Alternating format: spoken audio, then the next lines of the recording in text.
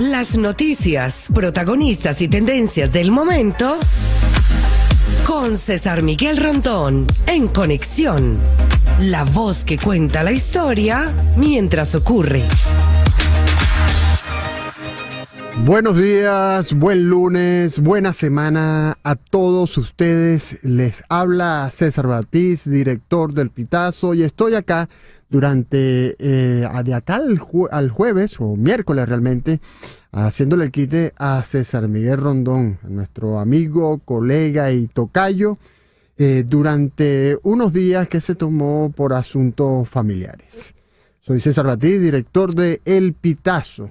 Y hoy lunes 16 de septiembre comenzamos una nueva semana, deseando para ustedes que sean días productivos en los cuales no cese la esperanza y el enfoque en los logros que desean alcanzar. Este es mi quinto día al frente del programa, acompañado de un fabuloso equipo con el cual da mucho gusto trabajar y que hace esta conducción más sencilla. Quiero repetir algo que no me canso de mencionar. Me siento tan orgulloso de estar aquí como recordar de dónde vengo. Soy un periodista que creció en Tijuana, un pueblo petrolero del estado Zulia, y que durante más de 30 años ha ejercido el oficio de periodista, y que además durante 10 años he dirigido el medio digital El Pitazo, ganador de los premios Gabo y Ortega y Gasset. Pero en estos momentos asumo este reto porque es un compromiso y un honor ocupar esta silla de César Miguel Rondón.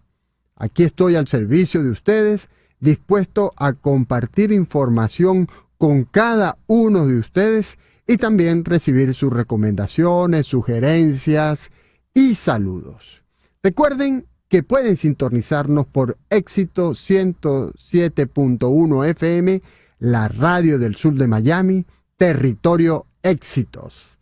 También nos pueden escuchar por la aplicación Actualidad Media Group, que usted puede descargar gratuitamente en su celular o por www.exito107.com. También nos pueden ver, como ya nos están viendo, muchas personas de diferentes partes de Hispanoamérica, de América, de Europa e incluso de Asia, Oceanía y Medio Oriente.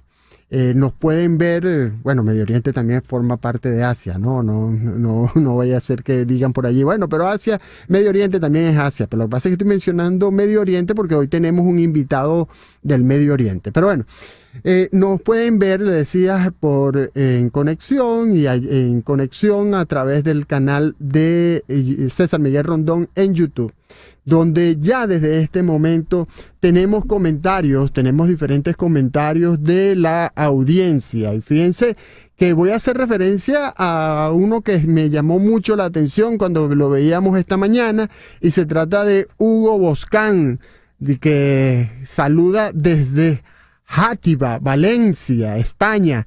Dice, de un perijanero a un nativo de Tijuana y al equipo de Conexión, esperando la información objetiva y exacta de lo que ocurre con relación a Venezuela.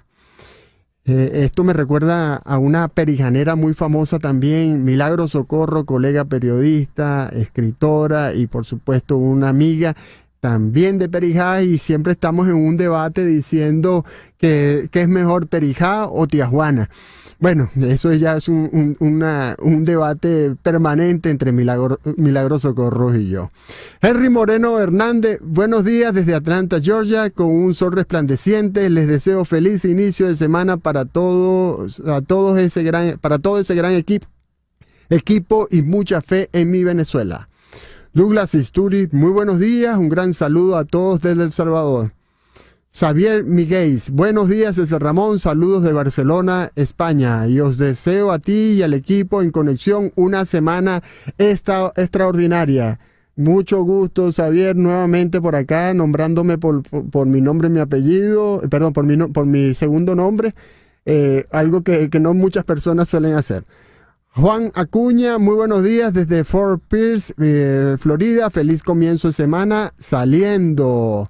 Carlos Cueva, buenos días amigos desde Worcester, Pensilvania. Saeed Adón, como todos los días, buenos días, bendiciones desde Kissimmee, Florida. Y Harry desde Montreal, mi respeto y saludo, estimado César Miguel Rondón, en mi trinchera hasta el final. Bueno, te comento que estoy por César Miguel Rondón hasta el miércoles de esta semana y es un gusto para mí estar acá y por supuesto ya viene César Miguel Rondón a tomar posesión de su programa En Conexión. José Agudelo, Amazon, buenos días equipo, saludos desde Caja Seca, Zulia, agradecido de tus buenas noticias, comentarios y suplencia a César Miguel. Gracias, vamos hasta el final. Gracias José, un saludo a toda la gente por allá por Caja Seca. Y bueno, vemos otros comentarios por acá. Feliz semana para todos. Carlos Acosta desde Houston. Guillermo Lozada, buenos días. Saludos desde John Creek, Georgia. Y Juan Bautista González, buenos días desde una Caracas que resiste. Buenos días a todos desde Dublín. Y dice Magali Hernández. Y finalmente el último comentario que vamos a leer por ahora es el de Morelia Sojo Alegri. Feliz comienzo de semana desde Venezuela, Estado Carabobo. Gracias a todos por escribirnos, gracias a todos por sus felicitaciones, comentarios y bueno, y por esperar con ansia el regreso de César Miguel Rondón a su programa En Conexión. Y quiero decirles que también en este momento quiero enviar unos saludos a la audiencia, especialmente el felicitar a mi sobrina mayor, Alismir Pacheco Batiz, la mayor de mi sobrina que vive en Midland, Texas. Hoy está de cumpleaños. Me dicen que, no conozco Midland, pero me dicen que Midland es como Lagunillas, pero con nieve de diciembre a febrero. También quiero saludar a un amigo de Ciudad Ojeda que ahora vive en Doral, Javier Fernández, quien el jueves pasado me contó una historia familiar que bien vale la pena escribir y publicar. Muy pendiente, Javier, que sé que eres oyente de este programa y admirador de César Miguel Rondón. En Conexión es una producción de Floralicia Anzola para Éxito 107.1 FM con Laura Rodríguez en la producción general. Laura. Muy buenos días a todos, feliz lunes. Mariel Sofía Rodríguez en la producción informativa desde Madrid, España. Hola, muy buenos días, feliz inicio de semana, saludos a todos nuestros oyentes y por supuesto también a César, a Laurita, a todos en el estudio, un gran abrazo. Edición y montaje Jesús Carreño y en los controles Carlos Prato. Muy buenos días, feliz lunes.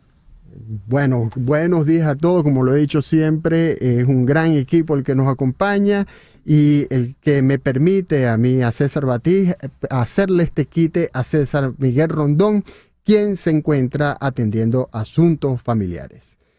Vamos al santoral, el santoral de hoy, 16 de septiembre, San Cipriano de Cartago, San Cornelio Papa, San Juan Macía y San Abundio. El calendario astrológico, como todos los días, lo comenta, lo lee nuestro amigo César Miguel Rondón, el calendario astrológico de Enrico Mariani. Calendario lunar. Desde las 5:39 de esta mañana tenemos a la luna creciente en Piscis. La luna de Piscis es la luna de la espiritualidad, es la luna de la caridad, es la luna para rezar, es la luna para que usted se sacrifique y piense en los demás. También es una luna propicia para todo lo que tiene que ver con el mar. Luna creciente en Piscis, Sol en Virgo, este lunes 16 de septiembre del año 2024. En Conexión por Éxitos 107.1 FM. Y desde En Conexión queremos felicitar a todos nuestros amigos, oyentes, conocidos, nacidos y que se sienten mexicanos. Hoy es el Día de la Independencia de México. El Día de la Independencia de México es una celebración nacional que se lleva a cabo el 16 de septiembre de cada año. Es una de las festividades más importantes en México y conmemora el inicio de la lucha por la independencia del país del dominio español. La historia de la independencia de México se remonta al 16 de septiembre de 1810, cuando el cura Miguel Hidalgo y Costilla, junto con otros líderes revolucionarios, iniciaron el levantamiento armado conocido como el Grito de Dolores. Hidalgo llamó a la población a rebelarse contra el gobierno español. lo que marcó el inicio de la Guerra de Independencia de México. Hoy también se conmemora el Día Internacional de la Capa de Ozono. El 16 de septiembre de 1987 se firmó el Protocolo de Montreal relativo a las sustancias que agotan la capa de ozono. En conmemoración a este acto, la Asamblea General de la ONU proclama cada 16 de septiembre Día Internacional de la Preservación de la Capa de Ozono. En otras de las conmemoraciones del día de hoy tenemos el Día Internacional de la Cardiología Intervencionista. Es una fecha proclamada por la ONU con el objetivo de mejorar la salud de las personas y aumentar la esperanza de vida en el mundo. La cardiología intervencionista es una rama de la medicina cardiovascular que se enfoca en el tratamiento de enfermedades del corazón mediante procedimientos médicos mínimamente invasivos. Los cardiólogos intervencionistas utilizan técnicas como la angioplasia coronaria y la colocación de stents para abrir arterias bloqueadas, tratar estenosis valvulares y corregir otros problemas cardíacos sin necesidad de cirugía abierta. Esto permite una recuperación más rápida y menos riesgo para los pacientes en comparación con la cirugía tradicional. En la agenda del día, una agenda bastante cargada de información, por supuesto. Hoy es lunes y los lunes suelen ser así en la redacción de los medios digitales, impresos, audiovisuales y por supuesto acá en Éxito 107.1 FM. Le tenemos como primera invitada del día de hoy a Sebastiana Barraez, con quien trataremos el tema de los militares sancionados y, por supuesto, como en otras oportunidades, el reconocimiento que recibieron estos militares por parte del gobierno de Nicolás Maduro específicamente. También tendremos a Natalia Angulo, corresponsal del Pitazo en el estado Zulia, quien trabaja el tema de los migrantes venezolanos y que este sábado publicó un reportaje acerca de la cantidad de venezolanos que están saliendo por Paraguachón, la frontera en La Guajira entre el Zulia entre Venezuela y Colombia. Desde España, Toledo específicamente, desde la bellísima ciudad de Toledo, tendremos a Jesús Lara, analista de sistemas y quien ha venido haciendo constante análisis desde el momento que el CNE informó acerca del hackeo. Él ha hecho un seguimiento muy minucioso y con él hablaremos hoy. Carola Armitano, administradora y planificadora financiera desde Miami, y Julio Caña, economista y asesor financiero, nos hablarán sobre este tema que para nosotros, bueno, ya yo tengo un poco más de 2 años acá, 2 años y unos días acá en Miami, en Florida, en Estados Unidos específicamente, y es uno de los temas que más cuesta adaptarse a esto de vivir endeudado para tener un credit score, para que los bancos te consideren y las organizaciones financieras te consideren al momento de solicitar un crédito para un vehículo o para una casa. Es un temazo en verdad.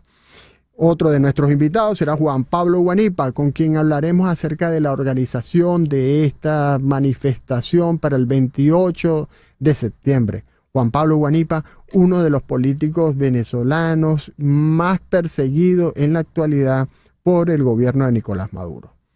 Y en el foro de hoy tendremos el tema de Diosdado Cabello denuncia un complot en contra de Maduro.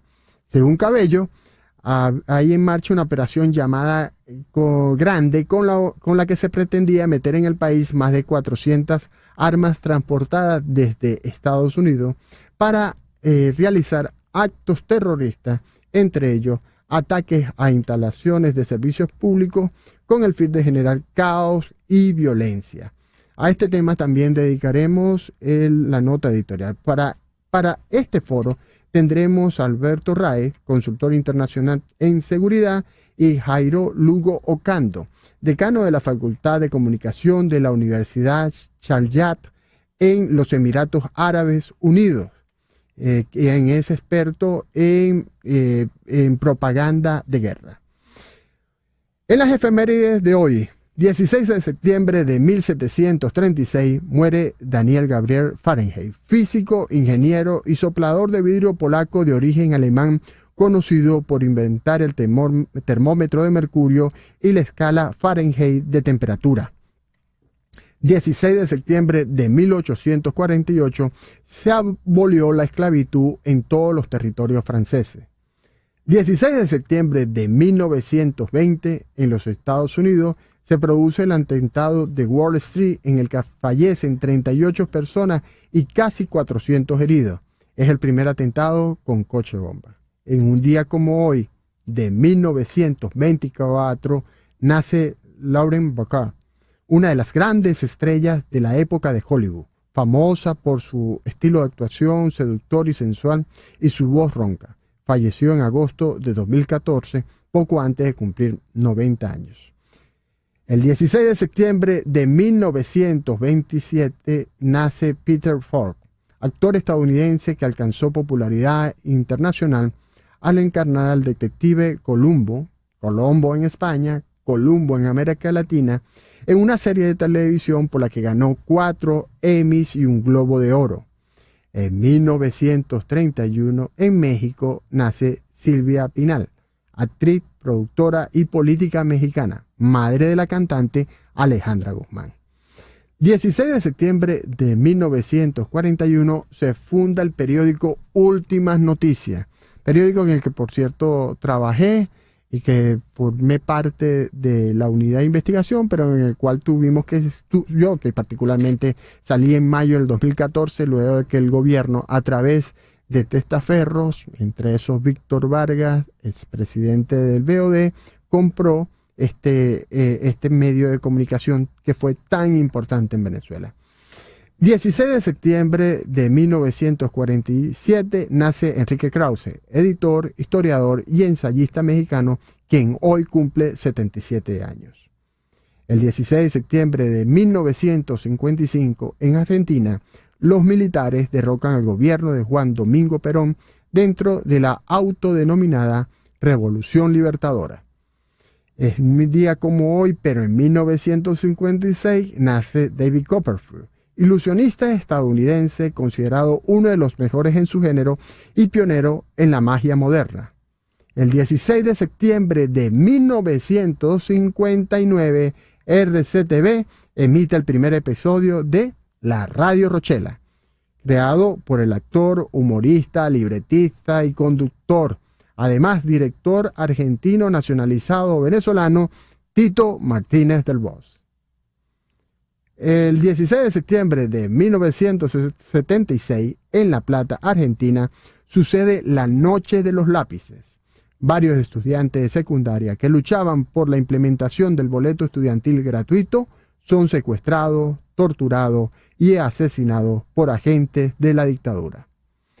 16 de septiembre de 1989, nace Salomón Rondón, futbolista venezolano conocido como el Gladiador o el Rey Salomón.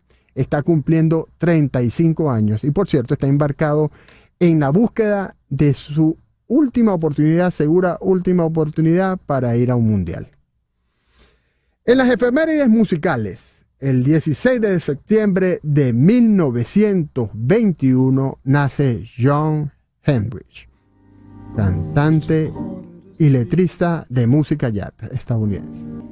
1925, un día como hoy, nace Charlie Byrd. Fue un guitarrista y compositor estadounidense de jazz.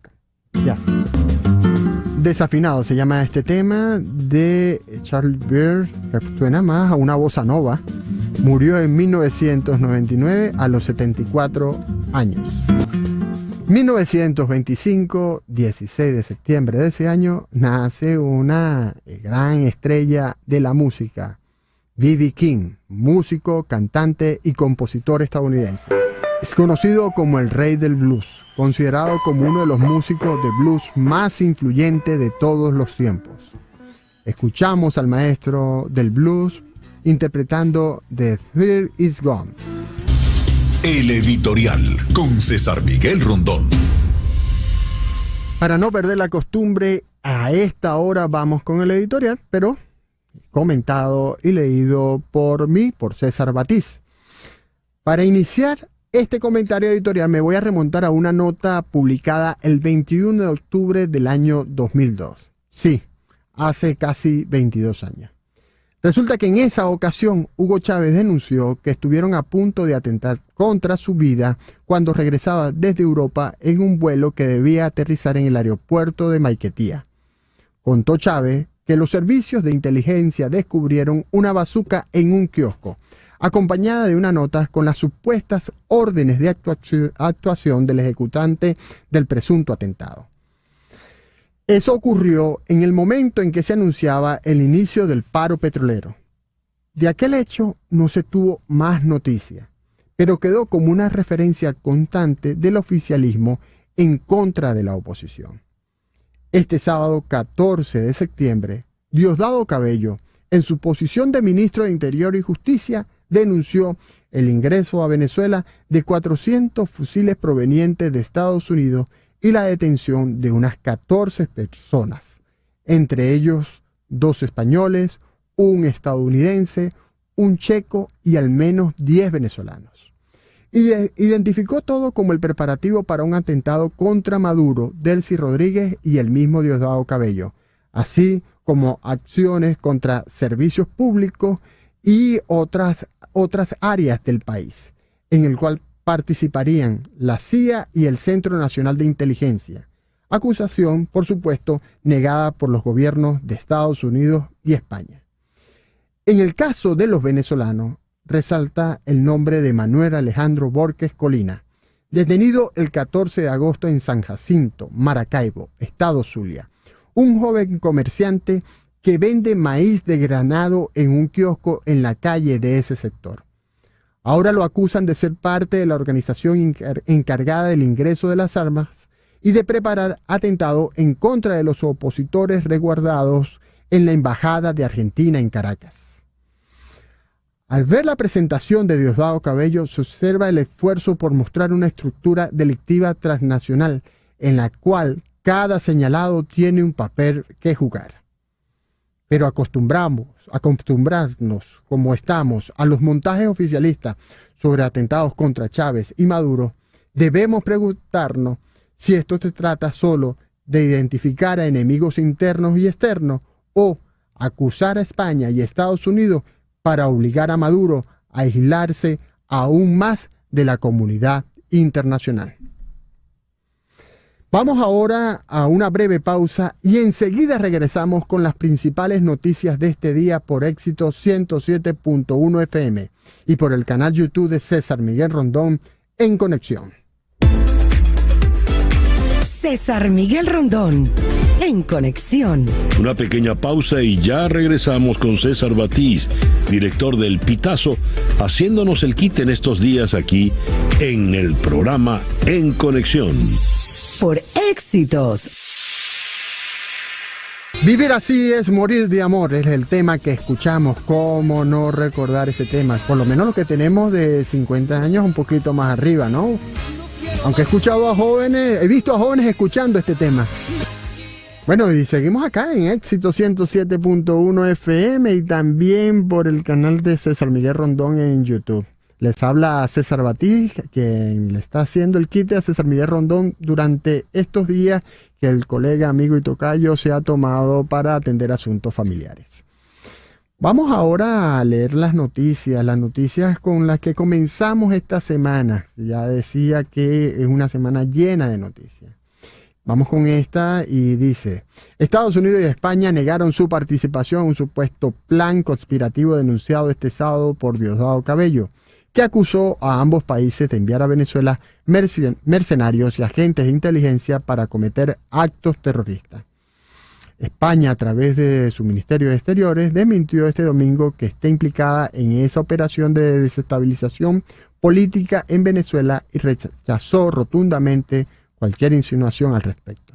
Por su parte, el Departamento de Estado de Estados Unidos rechazó y calificó de categóricamente falsa la afirmación del ministro del Interior de Venezuela, Diosdado Cabello, sobre un supuesto complot dirigido por la CIA que tenía como objetivo matar al líder del país, Nicolás Maduro.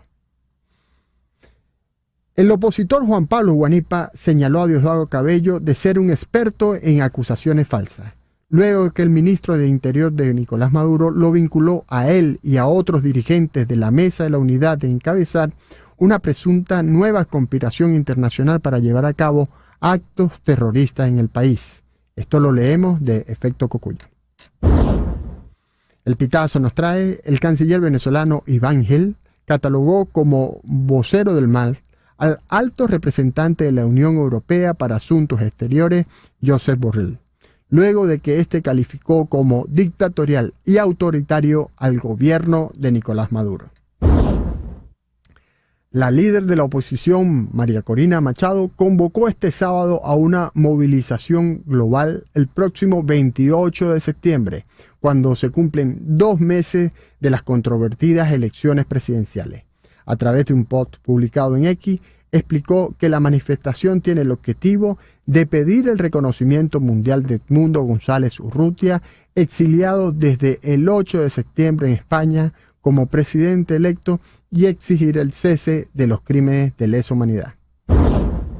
En Estados Unidos, el expresidente estadounidense Donald Trump sufrió este domingo un nuevo intento de asesinato después de que un individuo que fue detenido por el servicio secreto y no llegó a disparar, se aproximara al campo de golf en el que estaba jugando el candidato republicano, armado con un rifle AK-47 con mira telescópica.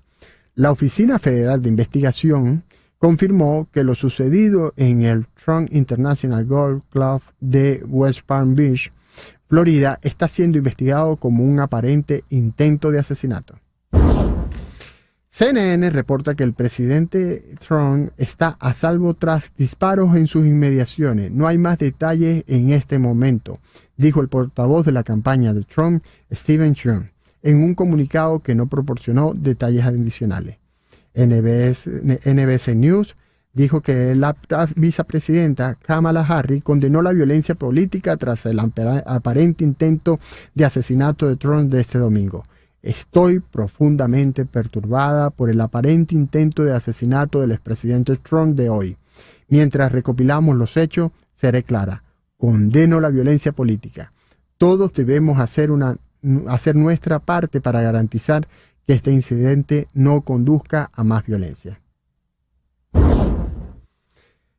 Ni el debate celebrado esta semana, en el que la candidata demócrata Kamala Harris mostró una mejor actuación, según las encuestas, ni el apoyo que le ha dado el ícono de la música Taylor Swift han hecho distanciarse a la vicepresidenta del expresidente y aspirante republicano Donald Trump, según la última encuesta publicada este domingo por ABC News Ipsos.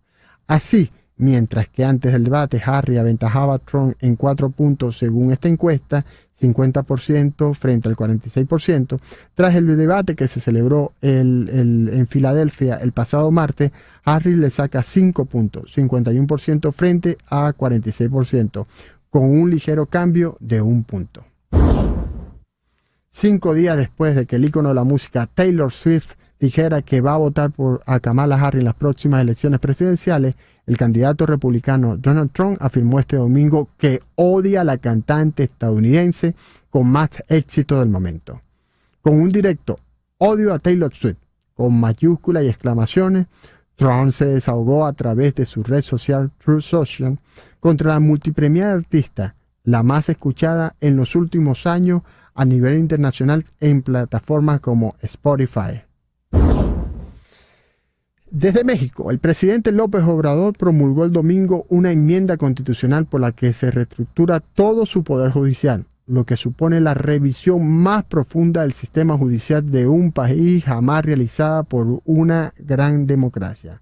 La ley cambia el poder judicial de un sistema basado en nombramiento, en gran medida centrado en la formación y las cualificaciones, a otro en el que los votantes eligen a los jueces y hay menos requisitos para presentarse, lo que sitúa a México en un rumbo no probado cuyas consecuencias son difíciles de prever.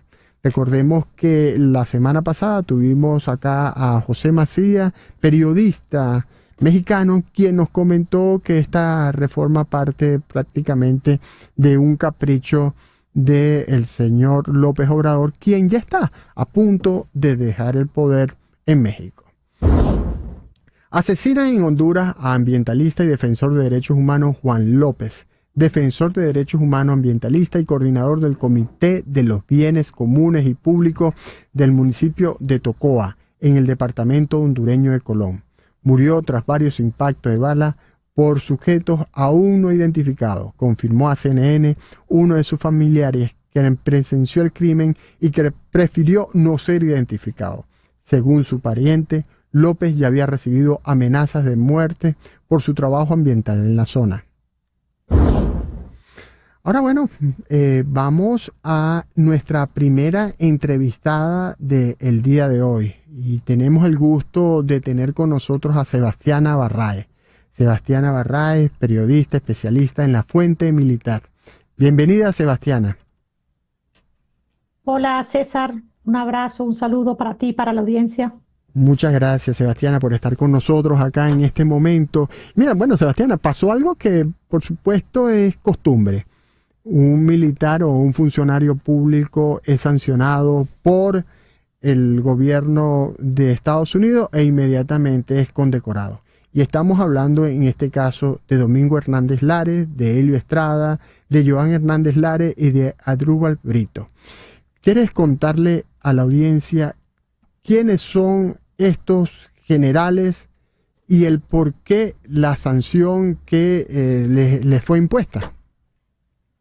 Sí, fíjese, César, es interesante lo que sucedió en particular con estas sanciones, porque creo que los Estados Unidos dieron así como, o sea, los escogieron así bien detallados y puntualmente. Tanto es así que el propio ministro de la Defensa, Vladimir Padrino López, lo reconoce y lo dijo además, que no era casual, que no era aleatorio que hubiesen escogido a estos 4 oficiales. Ahora, ellos son, y el ministro de la Defensa también lo dijo, los primeros, dijo él, que estuvieron al frente del, digamos, de la primera línea combativa. Y sin duda esa la razón por la cual, o por la que los Estados Unidos logran incluirlos sancionados. Ahora, ¿quiénes son ellos? Fíjense, el más importante o el más relevante de ellos, sin duda, que es el general en jefe, Domingo Antonio Hernández Lares, que es el militar más importante o de mayor relevancia en la Fuerza Armada, porque es el comandante estratégico operacional de la institución. Por otra parte, está su hermano, que es Joan Alexander Hernández Lares, que es el comandante de la región estratégica de defensa integral, es decir, la REDI capital, donde, como sabemos, pues ocurrieron una cantidad de hechos de represión muy fuertes. Otro de esos interesantes es el comandante general de la Guardia, y es obvio que fuese sancionado porque el mayor general Helio Estrada Paredes es, digamos, la cabecilla, aunque el mando de los comandantes esté muy disminuido, pero él es la cabecilla de la Guardia Nacional, que es el organismo que ha comandado por excelencia la represión en Venezuela. Y el otro personaje es un general de brigada, Asdrúbal José Brito Hernández, porque es el comandante del grupo de acciones de comando. Entonces es obvio que ellos son las 4 figuras en poder, responsables en cadena de mando de lo que ha ocurrido con la represión en el país y principalmente en el centro del país. ¿Cree, Sebastiana, que el hecho de que se han sancionado estos 4 generales puede incidir en que otros oficiales se abstengan de realizar acciones que puedan llevar también a que ellos sean sancionados? Yo creo que esa es la intención precisamente de los Estados Unidos. Es decir, deja abierta la puerta y le da una alerta a esos otros funcionarios diciéndole que van a tomar acciones y que la represión va a tener consecuencias. Porque si consideramos que solamente hayan sido sancionados 4 oficiales, tomando en consideración todo lo que ocurrió en el país y en todos los rincones del país, pues podríamos decir que más bien fueron pocos, y fueron muy pocos. Pero en este caso creo que Estados Unidos hiló fino para no extender las sanciones a toda la cadena de mando que realmente es responsable. Sebastián, ¿y por qué podemos pensar que en este momento va a ser distinto a lo que ha ocurrido en otras ocasiones cuando también han sancionado a oficiales? ¿Qué puede haber de distinto en esta ocasión? Bueno, que por primera vez, además, el régimen venezolano no ha podido sostener la farsa como hizo, por ejemplo, en el 2018, cuando presentó unas elecciones amañadas, fraudulentas, pero que digamos que no tuvieron ningún tipo de oposición porque la oposición realmente no participó en esas elecciones. En este caso, si algo tiene la certeza la Fuerza Armada, porque además fue el Plan República con los militares quienes evidenciaron el triunfo de Edmundo González Urrutia como presidente electo. O sea, eso fundamentalmente hace la diferencia. Pero además, si puedo agregarles el hecho de que en toda la Fuerza Armada es un comentario, un corrillo que se ha acelerado de que Nicolás Maduro está caído, que la revolución está caída, que no hay manera incluso de que se puedan sostener. Y evidencia de ello es lo que está ocurriendo a nivel internacional, que también ha sido distinto esta vez. Aunque pareciera que no, este escenario no tiene nada que ver con lo que ocurrió, por ejemplo, con Juan Guaidó. Estas sanciones o las sanciones de Estados Unidos generalmente van dirigidas a aquellos militares que tienen cargo de coroneles hacia arriba, ¿no? ¿Qué pasa con el efecto de estas sanciones en la oficialidad media? A ver, en otras oportunidades han sido sancionados otros. No solo, es que depende digamos, la responsabilidad que tengan, ¿no? Sí, Pero bueno, sin si tienen duda cargo que, de ministro, de incluso si actúan, ha habido casos como el de Granco, por ejemplo, donde los han sancionado por violación de derechos humanos. claro, por el cargo que tengan, sin duda que trae consecuencias. Hay además una serie de funcionarios que, a pesar de que de repente han sido comandantes en algunos sitios, antes era como muy, digamos, muy fuerte lo que hacía Estados Unidos con las sanciones. Pero esta vez creo que se ha tomado con más cuidado a quién va a sancionar, y como en efecto dijo el ministro de la Defensa, pues han apuntado muy bien. Y yo creo que quizás el mayor efecto que tiene es el hecho de que el resto de los militares asume que que Nicolás Maduro primero no ganó las elecciones. Por lo tanto, a partir del 10 de enero ya no es el comandante en jefe de la Fuerza Armada. Sebastiana, Segundo, adelante, di el segundo punto, Sebastiana, por favor. segundo es que es evidente que la Fuerza Armada ha tenido que recurrir a la utilización de las policías y de grupos civiles para poder mantener el control del orden público. Y eso evidencia que dentro de la institución armada hay una resistencia a tener que cometer actos que les traigan consecuencias a futuro. Y es que el futuro es ya para ellos. Sí, por eso es muy curioso el hecho de que sea sancionado el comandante de la Guardia Nacional, organismo militar del cual tuvimos información durante las manifestaciones posteriores al 28 de julio, que los militares, los miembros de la Guardia Nacional no estaban como muy ganados a salir a reprimir. ¿Qué se sabe de eso? Del espíritu de cuerpo, como dirían en términos militares, de esta fuerza, de la Guardia Nacional. A ver, primero un detalle. Yo creo que el hecho de sancionar al mayor general Elio Ramón Estrada Paredes tiene, más allá de que él sea el comandante general de la Guardia Nacional, tiene el efecto de que él, pues, digamos, esa acción represiva de la institución, pues tenían que dársela a alguien. Y en este caso se la dan a él, aunque, ojo, los comandantes de componentes ya no tienen el poder que tenían anteriormente. Me refiero a antes de que se modificara la ley, antes del 2004, por ejemplo, que fue cuando se fraccionó el poder de mando. Es decir, yo creo que aquí sencillamente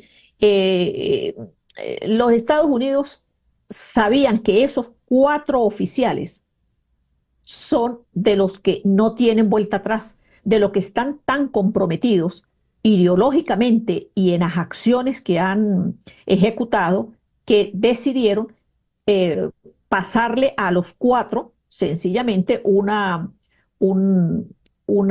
sanción para que ellos, digamos, para que tuvieran claro, no hay ni uno solo de ellos, ninguno de esos 4 que pueda tener alguna sospecha de que pudiera hacer respetar la Constitución e incluso respetarlas ellas. No hay, esos 4 están absolutamente comprometidos con la Revolución Bolivariana. Precisamente, mi pregunta final viene por allí, porque lo hemos hablado en la última entrevista que tuvimos en el Pitazo, de los quiebres en el alto mando. ¿Los descartas totalmente?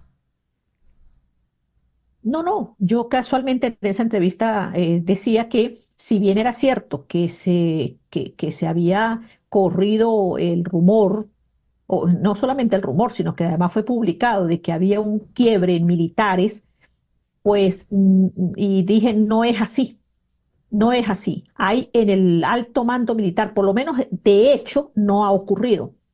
Y si bien es cierto que, por cierto, en las últimas semanas han detenido a un grupo pequeño de generales, ha sido por una guerra que hay por el narcotráfico. Es decir, no tiene nada que ver con razones políticas. Y esa guerra se expresa en las incautaciones que han ocurrido en los últimos días en diferentes partes del mundo. Sí, sospecho que eso viene de ahí y que precisamente por eso algunos militares han sido detenidos, entre ellos incluso algunos generales, que es curioso, por cierto, veía que por allí un general lo presentaban como que era que se había resistido el pobre a obedecer unas órdenes. No, ahí hay una guerra por el narcotráfico, por sectores del narcotráfico, de aquellos que se están yendo del poder y los que aspiran a entrar a controlar el narcotráfico en un nuevo gobierno. Bueno, con esta revelación terminamos, Sebastiana, por ahora. Yo creo que habrá que retomar nuevamente esta conversación para hablar de estos eventos alrededor del narcotráfico. Muchas gracias, Sebastiana, como siempre, muy valiosa, muy interesante, toda la información que compartes con la audiencia de En Conexión, del Pitazo, cuando hablamos con el Pitazo, y de los tantos otros canales en los que participas y en el tuyo propio. Verdad que muy valiosa la información, y vamos a un corte y regresamos con más información, y el foro que está listo para hacer, y bueno, y con más música, por supuesto. César Miguel Rondón, En Conexión. Una pequeña pausa y ya regresamos con César Batiz, director del Pitazo, haciéndonos el quite en estos días aquí en el programa En Conexión. Por Éxitos. Soy César Batiz, haciéndole el quite a César Miguel Rondón durante esta semana. Son las 9:51 de este lunes 16 de septiembre y estamos en Éxito 107.1 FM y también por el canal de César Miguel Rondón en conexión a través de YouTube.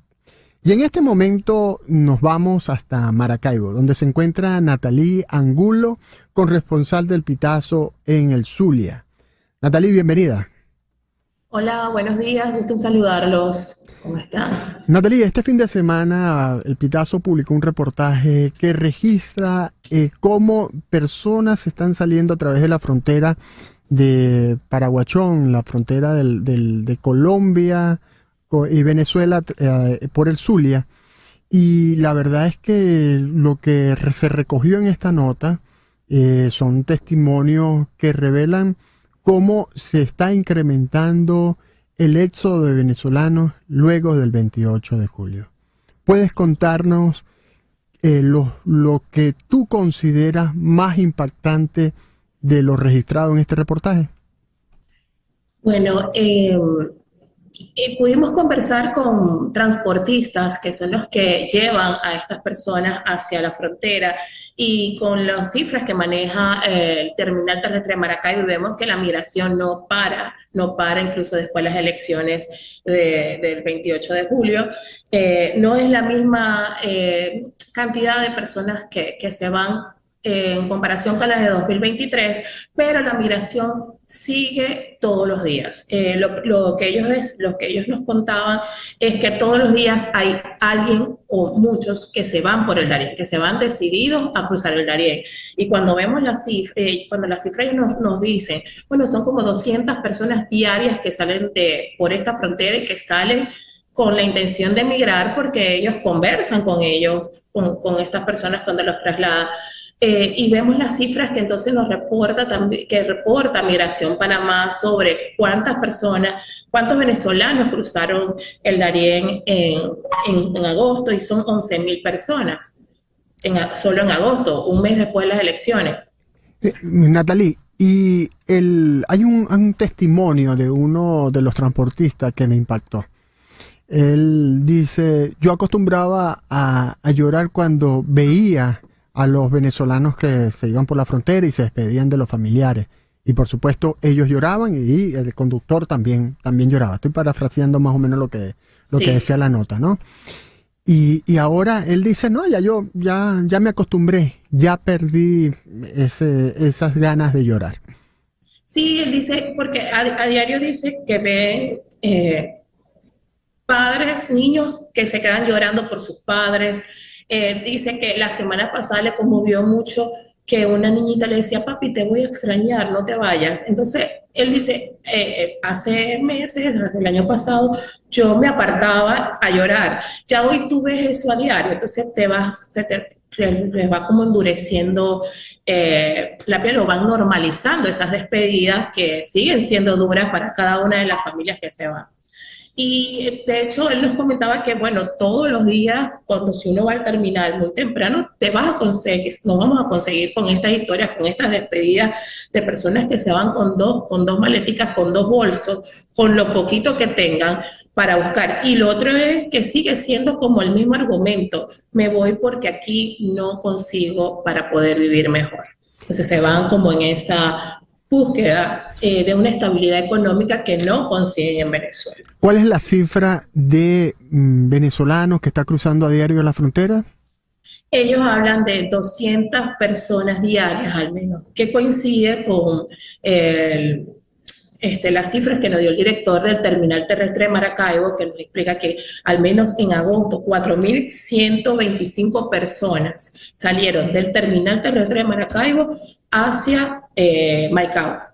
Eso, sumémoslo a la cantidad de que nos reportaba Morelia Morillo la semana pasada, de unas 600 personas que salen por la frontera con Brasil en el estado Bolívar. Y faltarían las que salen por Táchira, que es una frontera mucho más transitada que la de Zulia, y estas cifras no incluyen a las personas que se trasladan en empresas privadas, transporte de empresas privadas. Que van y pudimos entrevistar a una persona que hace esos traslados y nos dice que también ha aumentado un poco por el tránsito por acá por la frontera, porque al cerrar los vuelos con Panamá y República Dominicana, a los venezolanos se les está haciendo más accesible llegar hasta la frontera vía terrestre y luego movilizar, a tomar las conexiones aéreas desde Colombia. Bueno, muchas gracias, Natalie, por este reporte de una orden. situación que cada día se torna más grave, y sobre todo para una ciudad como Maracaibo, que ya el mes pasado The New York Times lo reportaba. Un incremento de la migración que prácticamente estaba dejando a la ciudad de Maracaibo, la capital del estado Zulia, sin gente. Vamos ahora a un corte con Jesús Lara. Ok, disculpen, ya vamos de una vez con Jesús Lara, nuestro invitado de esta hora, a quien lo contactamos desde Toledo, España. Jesús, ¿estás por allí? Bienvenido. Mucho gusto, buenos días. Buenos días, Jesús, un gusto para mí hablar contigo. Ya habíamos en algún momento conversado vía mensajería y bueno, te tenemos acá en este momento que estoy haciendo el quite a César Miguel Rondón en el programa En Conexión por 107.1 FM acá en Miami. Jesús, tú has hecho un seguimiento muy preciso, muy detallado de las informaciones que han salido publicadas después del 28 de julio y has desmontado mensajes. Por ejemplo, recuerdo aquel desmontaje que hiciste del mensaje de Monedero sobre los resultados electorales y sobre la presentación de las actas. Di por favor a la audiencia ¿cuáles son las mentiras más frecuentes o la desinformación más frecuente que tú, como acucioso programador, encuentras en los mensajes que envía el oficialismo a través de las distintas redes sociales y canales de comunicación que activa el aparato comunicacional del gobierno de Maduro? Bueno, un gusto estar aquí otra vez para conversar. Y bueno, mira, suelen manejar su aparato por tres vías. La primera vía es tratar de, en lo que queda, desmentir lo de las actas, que si son falsas, que si los metadatos, que si no sé qué más. La segunda vía es por la parte de la desviación de información, es decir, crear contranoticias que pueden crear algún tipo de revuelo, de sensación que haga que la gente se olvide de lo que pasó. Y la tercera, y digamos la más peligrosa, es lo de como generar contraagenda. Es decir, si alguien llega y dice, qué sé yo, mira, vamos a marchar para tal sitio, por allá te van a estar esperando una gente de ellos que va a hacer como la contraagenda comunicacional. Entonces, pero de hecho, no sé si te has dado cuenta, últimamente se ha reducido mucho lo de las actas son falsas. Es que ya no pueden ni siquiera decir que las actas, o sea, ya están incluso reciclando noticias viejas porque no tienen más ningún argumento para decir que las actas son falsas. Entonces ya lo que les queda es la segunda parte, la desinformación y la contraagenda. Jesús, entonces, por lo que dices, unas informaciones como por ejemplo esto de los 400 fusiles y las 14 personas involucradas en atentado, está enmarcado dentro de lo que tú dices, lo que pudiera llamarse esta contraagenda. Sí, pudiera ser. Tomemos en cuenta que vamos a por el principio. Esta gente son mercenarios. Independientemente que esté o no, porque a ver, que esté en Twitter no significa que sea él, pero que esté o no, estas personas son mercenarios. Y para muestra, por ejemplo... ¿A qué personas te refieres? Eric Prince. Pero ese es otro caso por el cual te iba a preguntar. Te estoy preguntando es por lo que denunció Diosdado Cabello el día sábado. Claro, pero lo van a conectar. ¿Y cómo lo van a conectar? Okay. Porque están involucrando a Simonovic, y la primera persona que se hizo eco de lo de Eric Prince y del conteo de Ahora sí Venezuela, como se llama el conteo ese, fue Simonovic. Entonces ya los van a conectar. Los chavistas van a decir, estas armas que encontramos en Puerto Ayacucho son de la gente de Prince. O sea, es que, espérate 2 días. Eso es lo que va a ocurrir.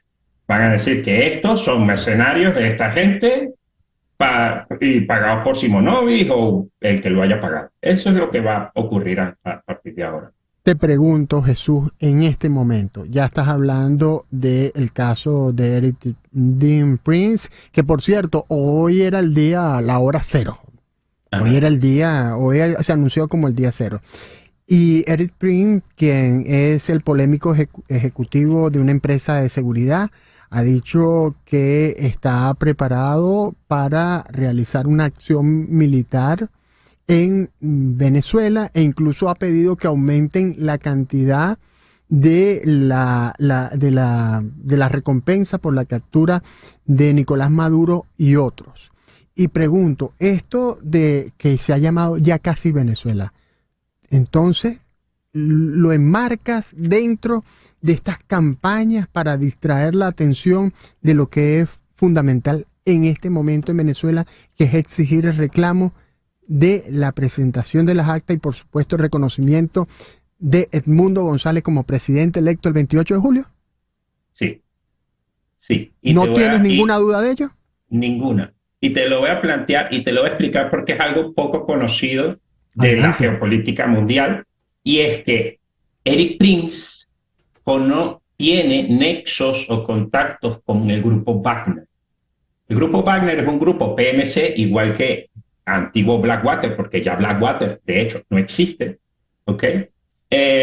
Una PMC es una contratista militar y Wagner, que es el grupo ruso, igual que Blackwater, pero ruso, Wagner, ambos coincidieron en fecha y tiempo en Libia. Y se sabe por contactos que Eric Prince tuvo negocios con el que en ese momento fuera general en jefe de las fuerzas libias que estaban apoyadas también por Wagner, que era Khalifa Haftar. Y fue Wagner cuando vinieron a Venezuela en el año 2019 que le hicieron lobby a Eric Prince para venir a reunirse con Delcy Rodríguez en el año 2019, que no solo se reunieron en Miraflores, sino que el propio abogado de Eric Prince, que es el señor Matthew, él aceptó, él afirmó, porque hay una investigación abierta por este caso, por si hubo violaciones de la OFAC y de todo lo demás. Él aceptó que Eric Prince no solo se reunió en Miraflores, sino que fue a cenar a casa de Delcy Rodríguez. Es decir, con otros personeros del gobierno chavista tuvieron una cena, y él lo que alega, y bueno, no quitemos que sea verdad, porque él lo que alega, que él no quiso hacer negocio, sino que vino a la negociación porque él estaban pagando para ser el intermediario. Las familias, contratista militar, a él le estaban pagando las familias de los presos de Citgo, y él abogó por la liberación de esos presos. Bueno, todos recordaremos que casualmente, bueno, no casualmente, ahí yo creo que sí hubo una implicación. 2 semanas después de esa cena con Delcy Rodríguez, a los presos de Citgo les dieron arresto domiciliario. Es decir, ahí hubo una negociación, muy probablemente financiera, que logró no la liberación, pero por lo menos el traslado a casa por cárcel de los ejecutivos del Citgo. O sea, que sí hay una relación de antes entre estos grupos paramilitares americanos gobernados por Eric Prince y el gobierno de Nicolás Maduro. Bueno, con esta información de Jesús Lara nos quedamos, porque por lo que comenta Jesús Lara, ya casi Venezuela es una pantomima para favorecer al gobierno de Nicolás Maduro, para favorecer a quienes están en el poder en Venezuela. Sí, básicamente la gente dice Blackwater, pero Blackwater ya no existe. Blackwater estuvo implicada en una masacre en Irak, luego en otra en Afganistán, y le quitaron todos los contratos, y Eric Prince tuvo que venderla a un grupo que se llamaba el USTC Holdings, y luego ese grupo lo vendió, es decir, lo vendió a Costellis, que es actualmente Academy. Bueno, de hecho tampoco se llama Academy, se llama Costellis, y no queda nadie del grupo de Blackwater. Blackwater dejó de existir en el año 2014. Bueno, Jesús, Interesantísima toda la información que nos has dado. Muchas gracias por participar acá en el programa En Conexión. Y nosotros ahora sí nos vamos a un corte y vamos a regresar luego con el foro. Y bueno, seguiremos con estas informaciones, revelando estos detalles que no se ven en una simple mirada de las noticias. Son las 10:07 y regresamos pronto. César Miguel Rondón, En Conexión. Una pequeña pausa y ya regresamos con César Batiz, director del Pitazo, haciéndonos el quite en estos días aquí en el programa En Conexión. Por Éxitos. Cuando son las 10:09 regresamos y vamos desde ya al foro. Y este foro, por supuesto, va en consonancia con lo que hemos estado hablando el día de hoy, porque Diosdado Cabello denunció un complot en contra de Maduro. Según Cabello, había en marcha una operación llamada Grande, con la que se pretendía meter en el país más de 400 armas transportadas desde Estados Unidos para llevar a cabo actos terroristas, entre ellos ataques a instalaciones de servicios públicos con el fin de generar caos y violencia y anarquía, como también atentar contra la vida de Nicolás Maduro, Delcy Rodríguez y el mismo Diosdado Cabello. Para este foro contamos con la participación de Jairo Lugo Cando, decano de la Facultad de Comunicación de la Universidad de Sharjah en los Emiratos Árabes Unidos, autor y periodista, y con Alberto Ray. Alberto Ray es consultor internacional en seguridad. Bienvenido, Jairo Lugo, bienvenido Alberto Ray a este foro En Conexión. Bien, comencemos. La información, cuando leía el comentario editorial de hoy, decía que en el año 2002 Chávez denunció aquel supuesto atentado, aquella bazuca que tenían preparada para disparar al avión presidencial cuando llegaba de un viaje a Europa. Ahora, 22 años después, vemos esto. Y por supuesto, en estos 22 años hemos conocido de mucha información. Jairo Lugo, ¿qué tan conveniente es para un gobierno como el de Nicolás Maduro que informaciones como estas se den a conocer en este momento? Esto de 400 armas y un grupo de personas preparadas para realizar diferentes atentados. Gracias, César, y gracias por la invitación y la oportunidad de conectarme con tus oyentes. Bueno, hay un fenómeno en comunicación y en sociología que se denomina pánico moral. Y los pánicos morales, por lo general, son situaciones creadas por gobiernos, grupos políticos, para como asustar, para crear shock. Naomi Klein lo llama la doctrina del shock, donde se crea un pánico y de esa forma logran movilizar, pero también los gobiernos logran introducir legislación y medidas que cortan aún más la libertad de las personas y pueden actuar arbitrariamente con la excusa de la emergencia. Esto ha sucedido en muchos casos, lo vimos después del septiembre 11 en países como Gran Bretaña, donde solía yo vivir, cuando se introdujeron legislación draconiana, precisamente con la excusa de los ataques terroristas. Lo mismo está sucediendo en este caso, con la diferencia que en este caso no hay ninguna evidencia de lo que dice el gobierno, es decir, no hay ninguna prueba de que realmente este complot esté siendo. Y los venezolanos ya hemos visto demasiadas veces esta creación del pánico moral que le permite siempre al gobierno apresar. Hay ahora casi más de 1.700 personas presas después de las elecciones, y con la excusa esta no me cabe duda que van a usarla primero para inhabilitar políticamente el resto de lo que queda de la dirigencia de oposición, o mucha de esa parte, o los que les cause mayor ruido, y segundo, actuar arbitrariamente, suspender cualquier tipo de garantías constitucionales y legales y actuar de esa forma. Eso lo han hecho gobiernos autoritarios en todo el mundo, creando ese tipo de pánico moral. Alberto Ray, ¿qué hay de diferente en este complot, presunto complot denunciado por Diosdado Cabello, con respecto a lo que hemos visto a lo largo de 25 años? Sí, gracias César por la oportunidad y saludo a la audiencia. Fíjate, estos complots son construcciones, fabricaciones que se enmarcan dentro de una estrategia general, como bien lo dice Jairo, de pánico, pero también responden perfectamente a la narrativa de donde el régimen se ubica en una posición de víctima. Fíjate, el régimen permanentemente vive proyectando la violencia en su adversario.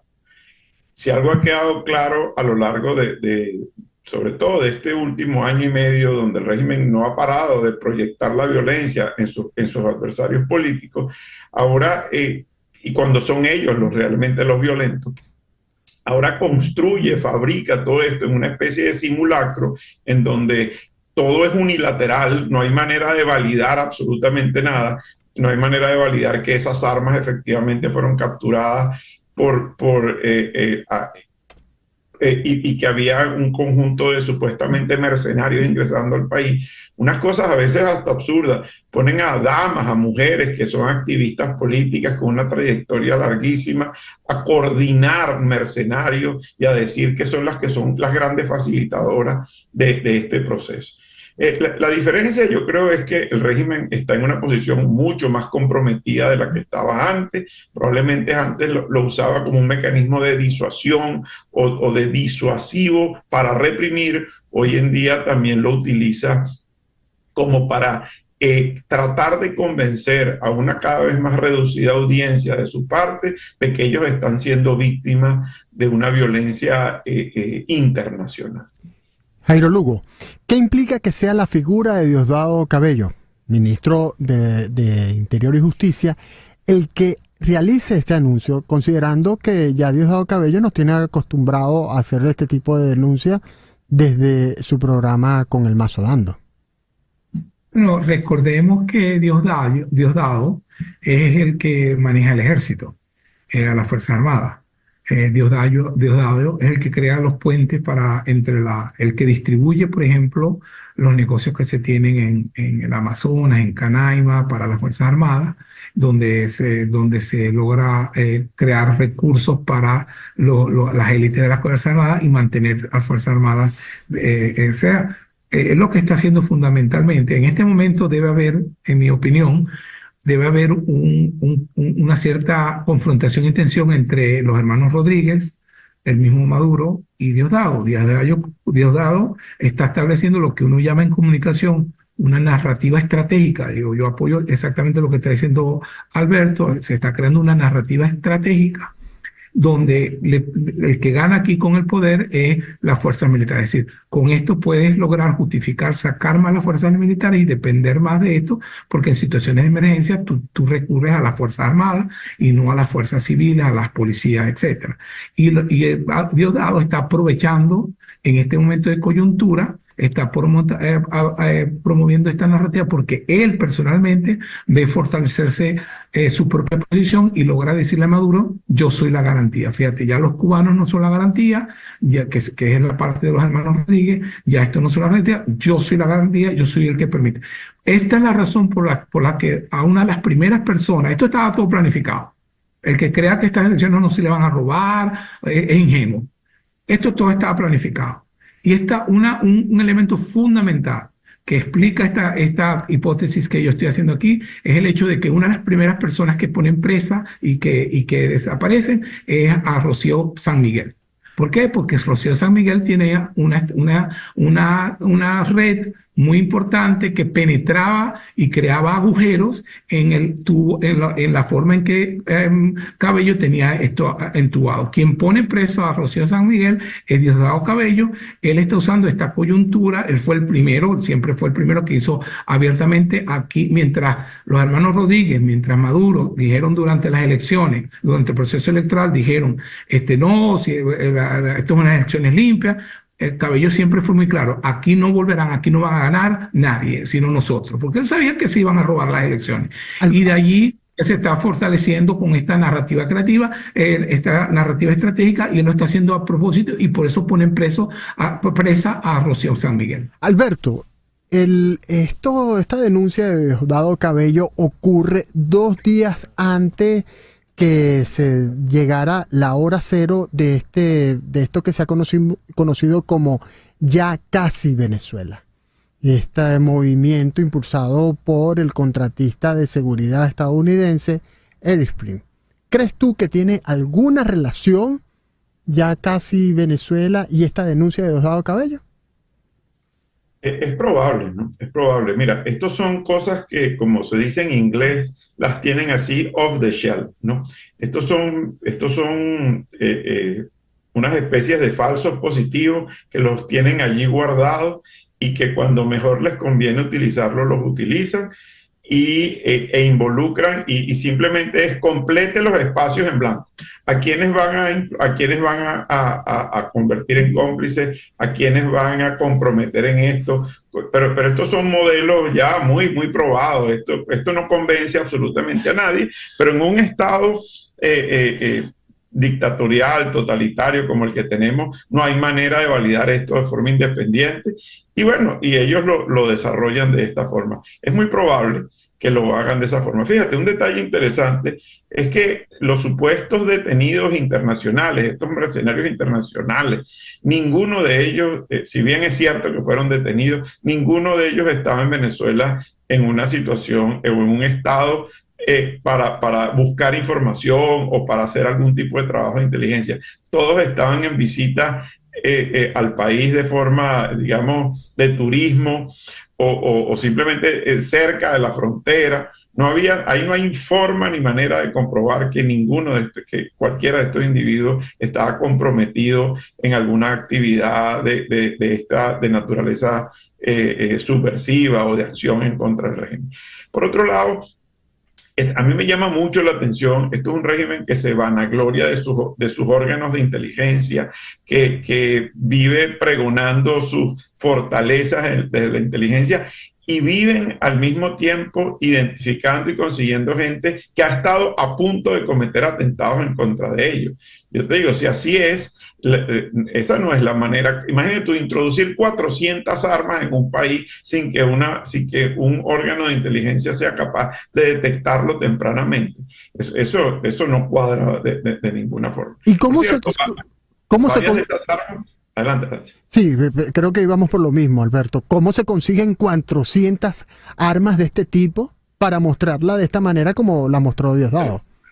Y primero, si tú ves en el paneo ese que hacen, son armas de muchos tipos, muchas de ellas, por cierto, ni siquiera existen en los Estados Unidos. Son armas de fabricación europea o de fabricación de Europa del Este, inclusive rusa. No son armas que están en los Estados Unidos. Además de múltiples tipos de calibre, de múltiples tipos de municiones. Una operación de esta naturaleza, si así fuera, es muy difícil coordinarla con armas tan disímiles, además, ¿no? En todo caso, esto es un montaje como a los que ya hemos visto tantas veces. Lo lamentable es que terminan involucrando y persiguiendo gente y apresando gente inocente y gente que termina pasando por todo este calvario y todo este viacrucis de la represión, la violencia y el encarcelamiento en el país, en un país que debo recordar siempre, está en los últimos 5 lugares de Estado de Derecho del mundo.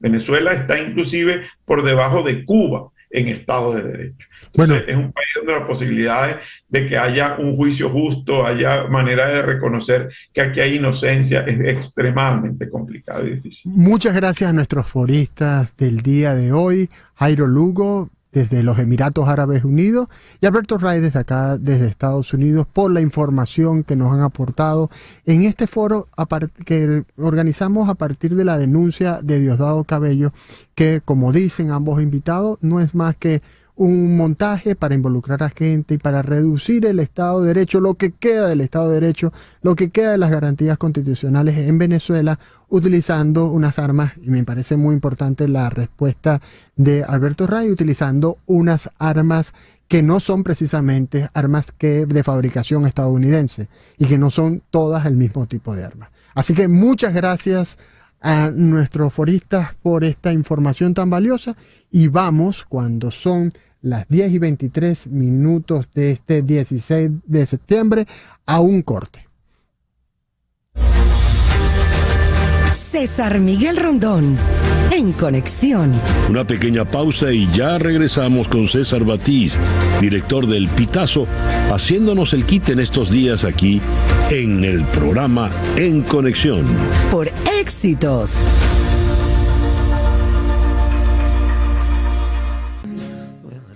Y seguimos acá en 107.1 FM y también por el canal de César Miguel Rondón en Conexión en YouTube. Les habla César Batiz, director del Pitazo, quien es hasta el próximo miércoles. Estoy haciéndole el quite a César Miguel Rondón. Cuando son las 10:27, vamos a tener a nuestros próximos invitados para tratar un tema que, miren, se los confieso sinceramente, oye, cómo me rompe la cabeza. Es un tema de que, bueno, todo el tiempo estoy viendo cómo está mi credit score y lamentándome de las veces que he cogido inquires por boberías, por desconocimiento, por novato. Bueno, tengo muchos autocalificativos para denominarme por la cantidad de inquires que tengo allí en mi credit score. Contamos con Carola Armitano, administradora y planificadora financiera, y con Julio Caña, economista y asesor financiero. Bienvenidos a ambos. Hola César, ¿cómo estás? Encantada. Muchísimas gracias por la invitación. Hola Julio. Encantado de estar acá. Bueno, para mí también es un gusto y tratar este tema, como ya veían, oye, casualidad, estoy viendo una pantalla de televisión al lado y aparece Experian. Una de las cosas que más consulto. Esto como parece como guionado, ¿no? Y no guionado por Laura y por Mariel, que siempre hacen el guión de este programa, sino guionado por una fuerza divina. Pero bien, ¿qué tan importante? Expliquémosle a la audiencia que está llegando a Estados Unidos, como a los que piensan venir. Por cierto, por favor, no traten de hacerlo a través del Darién, hacerlo de forma irregular. Y bueno, y a la audiencia en general, esto de la importancia del credit score, la importancia de este hecho y las implicaciones que tiene mantener un sano credit score en un país como Estados Unidos. Carola. Sí, mira, uno de los aspectos importantes es la cultura aquí en los Estados Unidos y obviamente también las facilidades. Cuando tú llegas aquí a los Estados Unidos te consigues con una cantidad de ofertas que muchas veces no tienes en países latinoamericanos o en Europa. Entonces, indiscutiblemente para una persona recién llegada, para poder adquirir una casa o para poder empezar a comprar artículos de primera necesidad, inclusive les dan la oportunidad para tener el crédito. Entonces, esto hace muchas veces que la persona obviamente viene sin desconocimiento financiero, con una cultura básica también de su país y muchas veces no entiende. Entonces, una de las recomendaciones que básicamente yo hago como planificador financiero es empezar a indagar y empezar a prepararte para que no te consigas al final, ¿ok?, con una cantidad de deudas que inclusive no eran las que tenías tú pensadas. A ver, Julio, y es esto que se dice en Estados Unidos de que si no te endeudas no existe, ¿es así? Bueno, de alguna manera lamento reconocer que sí. Una de las cosas que hay que entender es la idiosincrasia del sistema. Recordemos que los Estados Unidos, desde un punto de vista económico, es un sistema capitalista, por lo que entonces todo gira en torno a la obtención de capital y uno de los mecanismos precisamente es el mecanismo crediticio. Y como construyendo sobre lo que dice Carola, tener un buen score de crédito justamente es súper útil para cuando vamos a tomar decisiones importantes en la vida, siendo la compra del hogar o de la casa una de las más importantes. Entonces, lamentablemente sí es un mal necesario, me gusta decir, porque el sistema gira en torno a la obtención de distintas líneas de crédito, la construcción y mantenimiento de ese score, y te miden tu comportamiento financiero con ese calificador que va de 300 a 850 con el score FICO, que es el principal método o metodología que se utiliza para entonces poder acceder a capital acá en los Estados Unidos. Carola, ¿por qué cada banco o cada institución financiera o el lugar donde vas a rentar una casa, un vehículo o comprar un vehículo utiliza diferentes indicadores? Por ejemplo, es Experian, TransUnion o puede ser otro. No todos los bancos, por ejemplo, utilizan TransUnion, no todos los bancos utilizan Experian. ¿Por qué? ¿Por qué es así? Mira, César, uno de los aspectos fundamentales es que efectivamente los tres son tres buros de crédito, ¿ok? Pero relación de compras o las transacciones que tú haces no necesariamente le llegan al mismo tiempo a estos burós, ¿ok? Pero los que más obviamente estamos utilizando es TransUnion y Equifax. Inclusive hay una aplicación que yo se la recomiendo a todas las personas cuando vienen aquí a los Estados Unidos que se llama Credit Karma. Es una aplicación totalmente gratis, la puedes tener en tu teléfono o la puedes tener en tu computadora y te vas a dar cuenta más o menos cuáles más o menos son los rangos de lo que tú estás comprando, de la experiencia que tienes en cuanto al tiempo, ¿ok? Porque eso es algo muy importante. Las personas muchas veces vienen acá y se frustran y dicen, pero si yo estoy pagando a tiempo, que es uno de los factores importantísimo, es el principal, porque equivale al 35% del peso de realmente el promedio de lo que te va a hacer tu calificación de riesgo. El otro punto es el tema de, como dije, también el hecho de lo de las tarjetas de crédito o lo que tú estabas hablando, los Hard Inquire, ¿verdad? O sea, esas actividades que van a medir si realmente tú estás necesitando un crédito o no y tú estás pidiendo tarjetas de crédito. El otro punto importante es la diversificación, ¿ok? La diversificación que no necesariamente yo le recomiendo a todas las personas, mira, no solamente ten tarjetas de crédito, trata de verificar también cómo está el aspecto de lo que es un préstamo, que es totalmente diferente, porque el préstamo es a largo plazo, con las tarjetas de crédito es a largo plazo. Entonces son factores que van a incidir indiscutiblemente en eso. Mi recomendación al respecto es que tú puedes pedir un annual report. Todos los años tú tienes gratuitamente, ¿ok? Un annualreport.com. Y ahí puedes identificar si hay alguna transacción indebida, si efectivamente hay algún error u omisión, y para las personas pueden comunicarse con sus instituciones financieras y poderlo resolver. ¿Las tarjetas de crédito son créditos a largo plazo o a corto plazo? No, las tarjetas de crédito son a corto plazo. Okay. Cuando tú vas a pedir un préstamo, en este caso tú no pides un préstamo para pedir un mortgage o una hipoteca basado en la misma estructura con la que se calcula una tarjeta de crédito. Julio, ¿qué recomendaciones das a quienes que desean tener un credit score sano? Sí, primero, tal cual construyendo sobre lo que comentó Carola, hay que recordar que hay distintas aristas que componen el credit score en particular, siendo el historial de pago algo que no podemos acelerar porque es en el tiempo que se va acumulando el promedio de los distintos tipos de créditos, ¿no? Entonces hay que tomar en cuenta los otros factores que sí los podemos nosotros de alguna manera, vamos a decir, manipular, que entre ellos son el número de aplicaciones. Hay que evitar excesivo número de aplicaciones. En todo momento, evitar aplicar a tarjetas de crédito de las tiendas.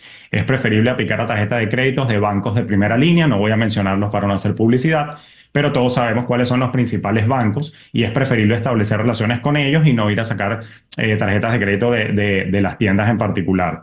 Aunado a ello, para mantener un buen score, normalmente existe una cosa que llaman el ratio de utilización. Voy con un ejemplo. Si tienes una sola tarjeta de crédito que tiene un límite de 1,000, ¿ok? Y tú a la fecha de corte apareces debiendo 900, si tú divides 900 entre 1,000, quiere decir que tienes un ratio de utilización de 90%. Eso es una alarma para las entidades crediticias. Normalmente se recomienda que aparezcas con un ratio de utilización inferior al 30%, pero por experiencia propia he validado que lo ideal inclusive es menor al 10% para que no afectes tu credit score y entendiendo que el ratio de utilización es lo que afecta en el corto plazo, pero basta con pagar o saldar todas las deudas para recuperar los puntos y poder tener un credit score sano al momento de aplicar a un crédito de mayor envergadura, como por ejemplo una hipoteca, un crédito estudiantil o un crédito para automóvil. Carola, Julio hablaba de las tarjetas de créditos de las tiendas, pero uno va a cualquier tienda y inmediatamente te ofrecen la tarjeta de crédito. Y pueden ser tiendas muy reconocidas, no voy a decir nombre, tanto de alimentos como de ropa, de muebles. Pero allí te ofrecen la tarjeta y tú dices, oye, pero si es esta tienda tan importante, por supuesto que me interesa tener esta tarjeta. Pero ¿por qué no hay que tener, o no hay no es necesario o no es tan bueno tener estas tarjetas de tiendas? Mira, aunado a lo que está comentando Julio, indiscutiblemente, yo creo que es importante entender primero cuál es tu realidad, cuánto es tu salario y cuánto realmente es lo que tú necesitas endeudarte. ¿Por qué? Porque no es lo que diga la dependienta, es efectivamente tu realidad financiera y a nivel cultural y la mentalidad hacia el crédito. Hay un aspecto muy importante que yo quiero traer a colación, que es el tema de la obsolescencia programada. Eso es un fenómeno que es fascinante entenderlo. ¿Por qué? Porque es que efectivamente impulsan muchos comercios y sobre todo a nivel tecnológico, impulsan a los consumidores a reemplazar los productos más rápidamente. ¿Ok? Estamos hablando, no vamos a hacer publicidad, como dice Julio, pero obviamente del maravilloso funcional teléfono, ¿ok? Que ya iba por 15 y ahora vamos por 16. Así de sencillo. Y obviamente, entonces, ¿qué es lo que te están impulsando? Mira, tienes que comprarlo. Esto es una maravilla. Y tú lo que estás haciendo entonces es empezar a endeudarte. ¿Qué le recomiendo a la gente? Uno, cuando es al nivel de lo que estás comentando de las tarjetas, entender tu realidad. Dos, entender muchas veces también esas tarjetas, cuáles son los programas que tienen, sobre todo para tu estilo de vida. Porque, por ejemplo, yo tengo la tarjeta de la manzanita, pero la tarjeta de la manzanita me permitió poder comprar una computadora nueva sin intereses y programarlo un año. ¿Cómo lo estoy haciendo? Lo estoy pagando con mi tarjeta de débito. Yo decidí funcionalmente trabajar. Si yo no lo puedo comprar, yo me hago 3 preguntas. ¿Para qué? ¿Por qué? Y si lo puedo pagar. Así de sencillo. Estoy utilizando también otras metodologías que se llaman Klarna. Esta sí le voy a hacer publicidad. I'm so sorry. ¿Por qué? Porque tienes la ventaja de que tú lo puedes pagar o de tu tarjeta de crédito o lo puedes... Yo básicamente lo hago de mi tarjeta de débito porque no tengo intereses. Y lo que hago sencillamente es el monto de lo que voy a comprar, lo divide en plazos. Entonces, eso me permite no financiarme con mis tarjetas de crédito. Yo tengo la campaña de tarjetas de crédito al mínimo, como estaba comentando Julio, y las mantengo prácticamente en 0. Y lo que hago también es que si tengo una compra grande, también lo divido entre las tarjetas de crédito para que una u otra no tenga tanto peso. Y reviso cuál va a ser el impacto de mi crédito y si voy a hacer alguna necesariamente transacción para que esa compra no impacte negativamente 1, 2 o 10 puntos de mi score crediticio. Julio, hablemos ya para cerrar este segmento de los inquiries, y específicamente de los hard inquiries. Es decir, eso, a ver, la traducción sería como fuertes requerimientos, ¿no? Si mal no traduzco, ¿no? A ver, estos hard inquiries, uno va y solicita una tarjeta de crédito, por ejemplo. Solicita una tarjeta de crédito y la tarjeta de crédito te la pueden aprobar como no te la pueden aprobar. Igual ya tienes el hard inquiries. ¿Qué tanto afecta? Primera pregunta, y Carola también puede sumarse para responder. ¿Qué tanto afecta cuando la tarjeta de crédito te la aprueban, ese hard inquiry? ¿Qué tanto afecta cuando no te la aprueban? Y finalmente, la segunda pregunta ya para cerrar sería ¿cómo se resuelve esto de los hard inquiries? Solamente hay que esperar que pasen 2 años, año y medio, 3 años con ese inquiry. Sí, excelente. Bueno, lo primero que tenemos que recordar es que de los elementos que componen el score de crédito, las nuevas solicitudes o las revisiones o corridas de crédito, para traducirlo hacia el español, tiene un peso de apenas un 10%, ¿ok? Es importante, no es sumamente significativo. Como comentó Carola, el historial de pago y la cantidad deudada tiene mucho más peso. Entre esos 2 elementos nada más suma 65. Ahora, no por eso, no en vano, no vamos a prestar atención a no abusar del tema de las corridas crediticias. Como tú dices, cada corrida crediticia o cada hard inquiry que te hacen dura 2 años. No hay manera de borrarlo si efectivamente fue una corrida que hiciste tú. Si fue una corrida fraudulenta que tú no autorizaste, tú puedes hacer la disputa entre cualquiera de los 3 buros de crédito para que te lo eliminen. Pero si efectivamente la hiciste tú porque fuiste a solicitar quizás un crédito para un automóvil, ibas a hacer un lease de un carro, tú estabas interesado genuinamente en una tarjeta de crédito, no importa si te aprobaron o no, el resultado de la aprobación no tiene nada que ver. El hecho es que se efectuó y dura hasta 24 meses. Aquí el consejo adicional es que estemos revisando constantemente. Coincido con Carola. La aplicación gratuita Credit Karma hace un monitoreo, digamos, bastante detallado y la verdad es que satisfactorio de tus buros de crédito. 2 de ellos principalmente. Experian, digamos, no está incluido en Credit Karma, pero nosotros también podemos tener una cuenta gratuita en cada uno de los 3 buros. Y yo nos invito a estar revisando constantemente porque lamentablemente el sistema en los Estados Unidos no es perfecto y hay mucho robo de identidad. De hecho, acaba de haber un escándalo grandísimo que empezó en abril y que explotó en agosto por un breach o una divulgación de datos que se hizo público, donde más de 8.000 millones de datos se divulgaron e inclusive desde la vulnerabilidad comento que yo salí afectado allí y hay que estar revisando que otra persona no haya robado nuestra identidad y esté haciendo hard inquiry sin que nosotros nos demos cuenta. Totalmente coincido con Julio. Fíjate algo, tú puedes pedir el Annual Credit Report por un año, lo había comentado, ¿verdad? Pero inclusive, recuerda que tienes 3 buró. Entonces tú cada 4 meses puedes pedirle a uno de los buró que te dé el Annual Credit Report por ese buró. O sea, no necesariamente tienes que esperar un año y te satisface. ¿Por qué? Porque estás teniendo 3 buró, 3 por 4 son 12, tienes el año y lo estás haciendo cada 4 meses. Y obviamente coincido totalmente, el tema del robo de identidad es súper importante, hay que estar muy pendiente también de hacer qué hago yo. Yo siempre parto al principio de lo que yo hago y si le funciona a la gente. ¿Ok? Pues yo primero lo aplico para mí. Revisar si dentro de tu teléfono tienes lo que se llama un wallet electrónico, ¿verdad? O digital, y poner ahí las tarjetas de crédito. Yo lo que hago es que las monitoreo. ¿Por qué? Porque muchas veces se te olvida, ay, la tengo que pagar tal día. Y si tú no pagas la tarjeta de crédito, le pasó a un cliente y amigo, le volaron 138 puntos abajo a su score crediticio. Y había sido un perfecto cliente. Ese señor me llamó a mí llorando y lo primero que le había dicho es, la frecuencia de pago es lo más importante. Sí. Bueno, Carola Almitano y Julio Cañas, muchas gracias por esta información tan valiosa e importante para nuestra audiencia, sobre todo la que ya está acá en Estados Unidos y que tiene poco tiempo ya conociendo cómo es este sistema de el vivir endeudado para tener una personalidad financiera en este país. Bueno, muchas gracias y espero que le haya sido totalmente útil a nuestra audiencia esta información. Vamos a un corte cuando son las 10:44 y regresamos para el último bloque del programa. César Miguel Rondón, en Conexión.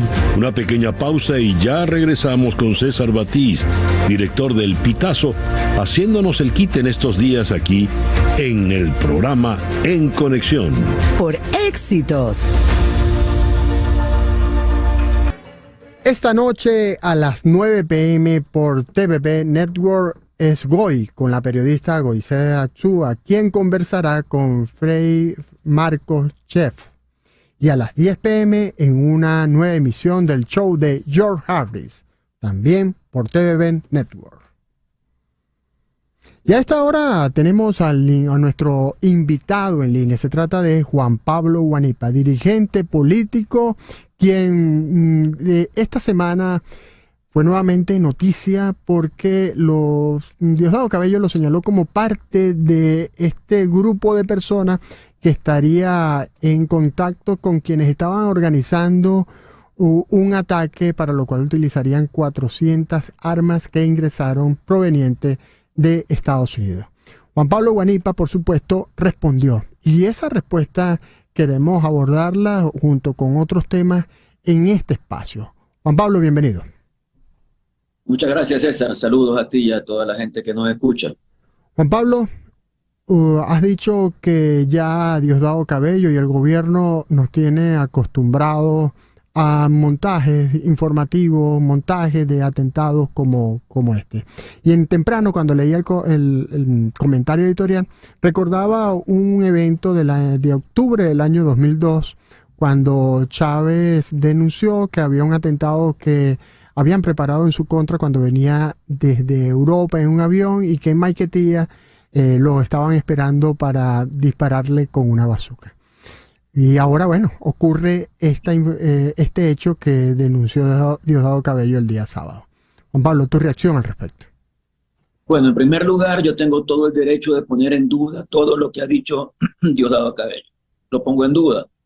Y lo pongo en duda porque si él me acusa a mí de estar vinculado, de ser enlace de un ingreso de armas a Venezuela, y eso sé que es completamente falso, entonces tengo derecho a poner en duda todo lo que ha dicho Diosdado Cabello, porque puede ser parte de un montaje en el que toman una cosa por aquí, otra por allá, mal hilan las cosas y presentan entonces al país un supuesto intento de atentado número 400.000 en contra de Nicolás Maduro, que es un hombre demócrata a quien no se le quiere reconocer, que ganó unas elecciones, y todas esas falsedades a las que están ellos acostumbrados. Sabemos cómo actúan, porque es gente que llegó al extremo de robarse un proceso electoral. Todos sabemos cuál fue el resultado, sabemos cuáles son las actas y están publicadas, y ellos llegaron al extremo de colocar un resultado en una servilleta, presentarlo como boletín y después justificarlo en una sentencia sin haber presentado ningún acta. Así que todo lo que está pasando en el país es producto de esa irresponsabilidad, de ese acto delincuencial de Nicolás Maduro, de Diosdado Cabello y de todos sus cómplices de mantenerse en el poder sin tener apoyo del pueblo venezolano. Y lo que nosotros estamos haciendo es protestas, es actuación de presión interna, de presión internacional, para lograr que se respete el resultado del día 28 de julio, cuando ganamos el proceso y no se ha querido reconocer. Así que cualquier otra observación entra en el plano de la invención, entra en el plano de la puña, de la mentira, y uno sencillamente ha escuchado mucho cosas en el programa de Diosdado cuando te llega la información, porque gracias a Dios no pierdo tiempo escuchándolo, pero sí me llega la información de algunas cosas que dice, y realmente creo que le queda muy mal a alguien que dice ser funcionario, aunque sea de una dictadura, actuar de una manera tan irresponsable. Juan Pablo, esto el día 14 de agosto detuvieron en San Jacinto, allá en Maracaibo, a un joven, Manuel Alejandro Borges Colina, de 30 años de edad. Él estaba en su puesto de venta de desgranado, de maíz desgranado, y lo detuvieron y ahora lo están vinculando con este supuesto atentado y específicamente con la preparación de atentados en contra de la embajada de Argentina, donde se encuentran miembros del equipo de María Corina Machado en resguardo después de intentos de ser detenidos. Esto tú lo dices ya, bueno, si Diosdado dijo esto, que es mentira como otras tantas mentiras, ¿qué se puede esperar en un caso de un joven que estaba vendiendo sus productos que comercializa en la zona y es llevado, y ahora después de casi o exactamente un mes lo vinculan a un hecho de la embajada de Argentina estando él en Maracaibo? Bueno, fíjate tú cómo deportaron a un español porque sencillamente llegó a Venezuela con una franela que decía detrás María Corina, y así están haciendo. Es decir, en el caso también de los españoles que detuvieron, de una vez los vinculan con el organismo de inteligencia de España. El gobierno de España dice, ellos no son integrantes de ese organismo, pero ahí está la mentira de Diosdado. En el caso de este joven, yo no lo conozco, pero no tengo por qué dudar que es una persona que sencillamente estaba haciendo su trabajo, lo detienen y después lo involucran. Y así comienzan a involucrar a uno con otro y empiezan a generar conexiones y dicen, bueno, si este es de apellido Villalobos y aquel también, entonces están conectados en esto y en esto otro. Y terminan haciendo una historia con muy poca creatividad, por cierto, de muy baja calidad. Y con eso pretenden que la gente sienta que sí, que hay una actuación del mundo entero, del imperialismo, en contra del régimen dictatorial de Nicolás Maduro. Son cosas que realmente no tienen mayor credibilidad. De hecho, gente que sabe de armas dice que esas armas son vetustas, que son armas que no están en el mercado en este momento. Yo no conozco nada de eso, no sé de armas ni nada de eso, pero algunos consideran que son armas que han servido para otros montajes que ha hecho el régimen de Nicolás Maduro en otras oportunidades. Juan Pablo, el día 28 de septiembre, para ese día, María Corina Machado convoca a una nueva manifestación de la oposición, recordando el fraude ocurrido el 28 de julio. Tú has estado presente en todas las actividades que ha convocado María Corina Machado, donde ella también ha participado. ¿Qué se espera para este 28 de septiembre en medio de una cada día mayor represión y luego de que tú hayas sido señalado como parte de ese evento, de esa supuesta planificación de atentados? Bueno, mira, la convocatoria me parece muy pertinente. Se cumplen 2 meses del proceso electoral que ganamos y que ganamos muy bien y que logramos demostrar. Y al cumplirse 2 meses, se invita a una manifestación en Caracas, en distintas ciudades de Venezuela, en pueblos de Venezuela y también alrededor del mundo. Es más, entiendo que se está haciendo todo un trabajo y por eso se anunció con bastante tiempo para poder organizar adecuadamente la participación de venezolanos y amigos de Venezuela alrededor del mundo, y se habla ya no de 100, 200 ciudades, sino de muchas más ciudades en las que podría darse esta manifestación en Venezuela y fuera de Venezuela. Así que creo que el llamado es pertinente. Nosotros haremos todo lo posible por estar allí, por acompañar a María Corina y especialmente acompañar a la gente, porque que la gente siga yendo dentro de Venezuela a manifestaciones después de todo el proceso de represión, de persecución que ha habido en el país, de detención de personas con discapacidad, de niños, niñas, adolescentes, de mujeres, después de todo lo que ha pasado, que la gente siga manteniendo la esperanza, siga manteniendo el compromiso y siga asistiendo a este tipo de eventos, eso nos compromete muchísimo. Nos compromete y nos obliga a asumir los riesgos que tengamos que asumir para acompañar a la gente que también está asumiendo riesgos y que tiene la necesidad de ver a sus líderes, a sus dirigentes en compañía, pues de todos, luchando por la liberación de Venezuela. Así que total apoyo a esa manifestación y esperaremos los detalles para acompañar.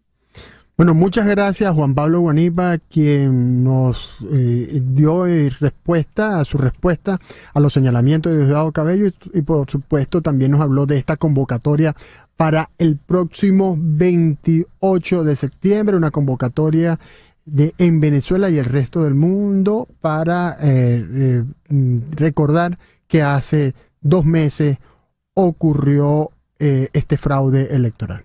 Nos despedimos por el día de hoy. Cerramos este 16 de septiembre y esperando que mañana podamos encontrarnos nuevamente por 107.1 FM y por el canal de César Miguel Rondón en YouTube. Muchísimas gracias, tocayo. Gracias a ustedes por permitirnos estar allí. Tengan todos el mejor día posible. Y ahora, para variar, Barbarita. Pillos.